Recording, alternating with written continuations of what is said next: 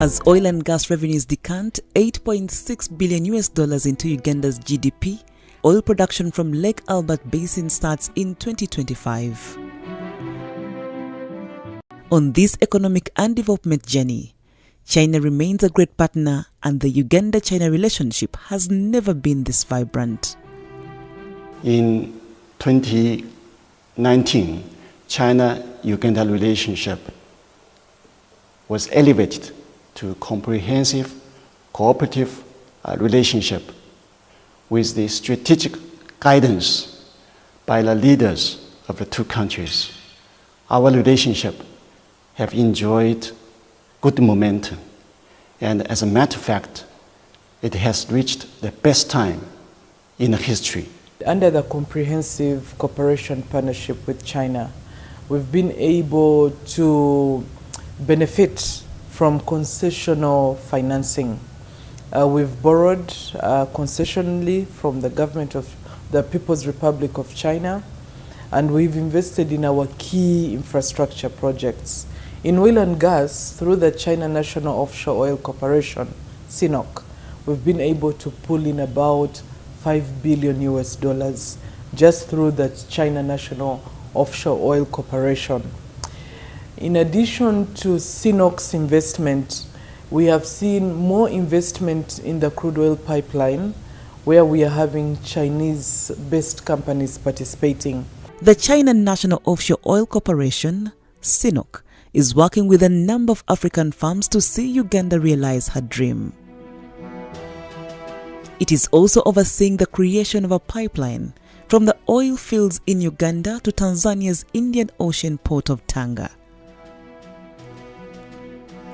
CNOOC remains the largest producer of offshore crude oil and natural gas in China and one of the largest independent oil and gas exploration and production companies in the world.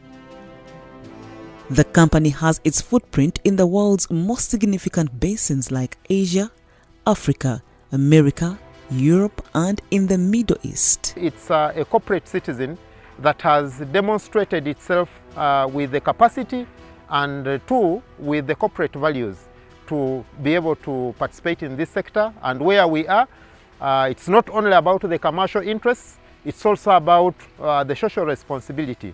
Kingfisher is an offshore site but accessed on the shore, meaning the oil well is under the water table. An offshore field, basically, it's under the lake basin. The deepest end of that lake is not even 60 meters. It's offshore but accessed onshore. You have to drill it, you have to access it via land, but going under the lake. And you get to the reservoir, which is far below the lake basin. Over 3,000 meters underneath the lake basin. At Kingfisher, a 60.5 meter tall LR 8001 rig significantly stands. The modern drilling rig runs day and night with barely any noise. The rig was set up and is managed by the China National Offshore Company, CNOOC. What we see behind us is a drilling rig, and it is what we're using in our development phase to drill wells, which is where we'll be producing our oil from. So the rig behind me is called the LR 8001 or 801, and it is capable of drilling up to 8,000 meters into the subsurface, which is where our oil resources, our petroleum resources are found. The 4 oil pads, oil pad 1, 2, 3 and 4, will feed into the central processing facility. All the well pads are quite progressed, they are completed, and we have had the rig at well pad 2, where it started from after spudding, drilled the wells, it went to well pad 3, and right now it is at well pad 1, and well pad 4 is under preparations. The civil works are going on to prepare it also to receive the rig. The CPF is where the extracted fluid from all the 4 oil pads will be collected through the infield pipes. Kingfisher will be processed. It's about 40,000 barrels per day. Now what happens is that when crude oil is produced from the ground, it comes with a certain impurity. All the production from all the fields will be gathered and taken through the central processing facility. So all the separation is done from here, and after we have separated and we have the crude stabilized, then it goes into what we call the feeder pipeline, which starts right from the CPF here terminating through the escarpment for another 46 kilometers up to the delivery point at Kabale, where there is going to be a refinery. And that's where the upstream project stops. The project is expected to increase jobs in the minerals and values chain by 63% from 1.6 million in 2017-2018 financial year to 2.6 million in the 2024-2025 financial year. Today, Sinok employs over 80% Ugandans. This is to ensure continuity and mentorship of Ugandans so that they can support the government on other projects when new discoveries are done. I've been able to understand much more about the oil and gas industry. I've had the opportunity to work as a drilling engineer. We are working with different service companies, different operations, and so that experience has had a lot of learning, a lot of career growth, and participate beneficially and be able to go further. Today I'm an engineer, and perhaps tomorrow I'll be a leader within the Uganda oil industry. We have a mentorship program where they are assigned to the experts who are training them to ensure that there is knowledge transfer. A culture that Sinok Uganda Limited has tried to endorse, and so I've found good mentorship with my supervisors that have been able to teach me. I am progressing in the capacity to be able to handle future prospects. So far, this would be my second year in the industry, and I currently work with supervisors that have done up to 20 years. We have sayings in the field such as the subsurface is always surprising, the industry is always changing, equipment evolving, but I can confidently say that we are progressing and Uganda has a definite sure future with the generation that has been given an opportunity to partake of these operations. The host community depended on stream and lake water that exposed them to waterborne diseases like cholera. In fact, everybody here was living on his or her own because we had a lot of diseases, waterborne diseases. We had access to good water. We could use the lake, and of course, you know the characteristics of fishermen. Cholera was very rampant in this area, and it killed a lot of people here. Today, my being here, it is very important to me because my community is free from any waterborne diseases, and we are blessed to have Sinok in Uganda. I studied bachelor degree in accounting and finance. So when I came to this place, there was no way to get what to do. I was a fisherman, and he also had a small saloon.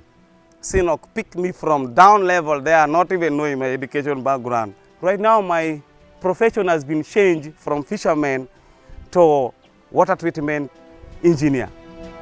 The project has put in place a gravity solar-powered water point connecting to over 85 taps with clean and safe running water for the community. I was taught how to purify the water from the intake tank to the last treatment point where we introduce sodium hypochlorite. The project has also provided a road network, famously known as the Snake Road, given its design running down the escarpment. Previously, many people lost lives as a result of poor connectivity and, of course, facilities. Pregnant women and the sick had a tough time being moved up the escarpment for treatment. Bottled water costs 1,000 shillings or less, but it used to go for 3,000 shillings and above because of the cost of transport. Tamaka Road was worked on and we are now accessing it. That is really a good achievement. We are appreciating to Sinok. You know, we used to suffer a lot. We could carry our women from here up to Changwali on back when actually they are going to deliver. Something like 15 kilometers from here to Changwali. That's where we could get a means of transport moving us ahead in Hoima and Kampala. Ngamba mwebale mukatukolera omulungi bwe Sinoka mukatukolera oluguudo tukatuli kubi muno timanyiro buli muntu narwara nibamuhimba kuhimba mubelega nibamusoma mubelega nibamuhimba nibamutwara Rusozi obukote ino mulingo baramutwara mutoka tero baito basinoka bayizire bakatuletera obusinge muno nyomba simira kim kikuma no babayize balesera meeting yabo. She falls sick in the other village, you have to call members from here to go and support, because it was a very big task. You can imagine somebody weighing 90 kilograms, lifting him to the escarpment here. Very, very, very tedious. The escarpment road could be about 6+ kilometers, and before its establishment, the communities were using a path to come up and down the escarpment. For that, communication in terms of transportation was very, very, very difficult, because accessing here either goods and services, people had to move them. You can imagine if you needed construction materials, the only way to get them here was through carrying them in tons to come down the escarpment. Or the other alternative, the communities would go to Butiaba in Bulisa, load them on the boats, or go to Ntoroko, further south here, which is about maybe 50 kilometers away from here, to put them on the boats to bring them here. The East African Pipeline will be 1,443 kilometers long from Kabale in Hoima District, southwestern Uganda, to Tanga Port in Tanzania. It will be built with a capacity to transport 2,016 barrels of crude oil per day. Each barrel is about 159 liters. The project will have a great impact on the export and import substituting, especially when the refinery starts running. When the refinery receives crude, it refines it into products that we consume on a daily basis. So it will produce liquefied petroleum gas, it will produce petrol, it will produce diesel, jet fuel. But at the bottom of the barrel, there are certain products that are not for our consumption straight away. And these products become feedstock for petrochemical industries, feedstock for fertilizer industries, and so we'll be able to produce all the petrochemical products that we import as a country. And why it is important to us is that these products that we import, that we spend so much money on, will be produced here, and so that is import substitution.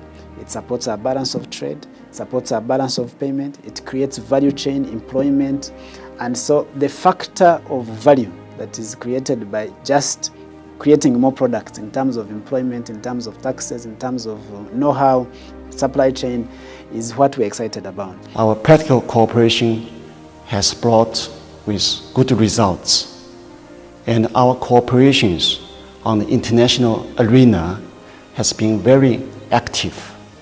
We're working together to safeguard the common interests of the global south as well as the developing countries. And we feel very satisfied with this relationship. Uganda has given a safe haven, an attractive investment climate for Chinese-based companies, and we continue to support many more to set up. So we've really enjoyed our partnership with the private sector out of China, but also with the government of the People's Republic of China. And as a ministry, we are delighted to continue this partnership into the future as we work on our different projects. As a way to mitigate the dangers of climate change resulting from human activities like deforestation for charcoal and other energy supplies, the government is working on a policy that will see all Ugandans stop using firewood and charcoal. This comes in at a time when the country is set to produce its own gas. Uganda uses 22,500 metric tons of gas every year, but the refinery plans to produce 325,000 metric tons of gas, besides many other direct products like petrol and jet fuel.